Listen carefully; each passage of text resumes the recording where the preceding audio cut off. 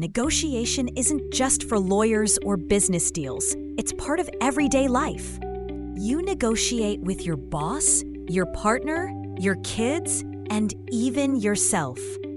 But most people treat negotiation like a battle. Someone wins, someone loses. In Getting to Yes, Roger Fisher and William Ury show that negotiation doesn't have to be war. It can be a process of understanding, creativity, and mutual gain. Okay, if you love learning practical skills that improve how you communicate and lead, click the link in the description for more book breakdowns like this one. The authors were part of Harvard's negotiation project, where they studied what separates failed negotiations from successful ones. Their answer was simple. Focus on interests, not positions. A position is what you say you want. An interest is why you want it. When you focus on positions, you argue. When you focus on interests, you collaborate. For example, if two people are fighting over a single orange, their positions are clear. Both want it.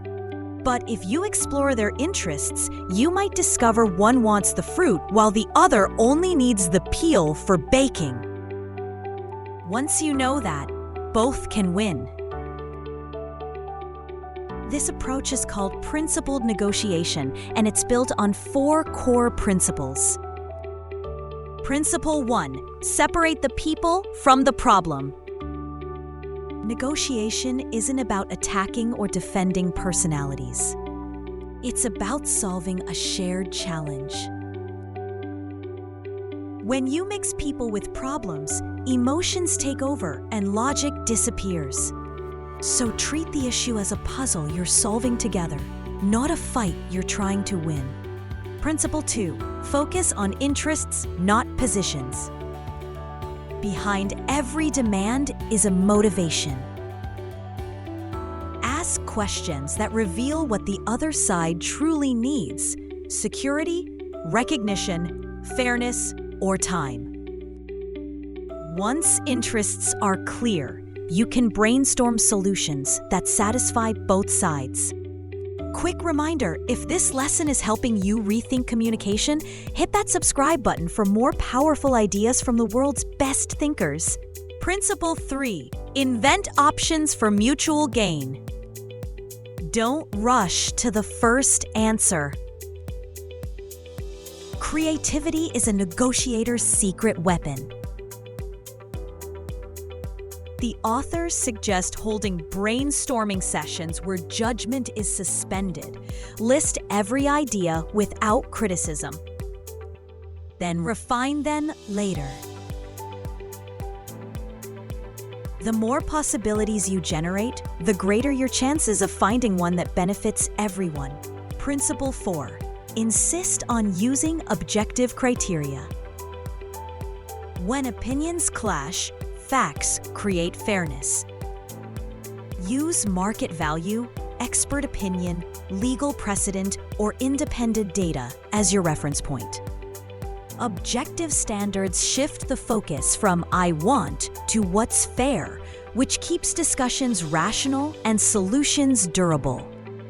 The book also introduces the idea of the BATNA, your best alternative to a negotiated agreement. This is your backup plan if talks fail. Knowing your BATNA gives you confidence and prevents desperation.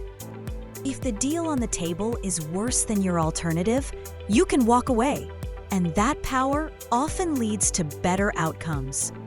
Fisher and Ury remind us that negotiation is about relationships as much as results.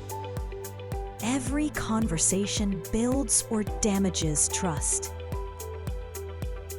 When you listen deeply, speak respectfully, and aim for mutual satisfaction, you create agreements that last. In the end, Getting to Yes teaches that negotiation isn't about compromising your goals or overpowering others. It's about clarity, empathy, and structure. When both sides leave the table feeling heard and respected, that's a real win. If you found this breakdown valuable, subscribe and share this video with someone who wants to level up their communication and negotiation skills.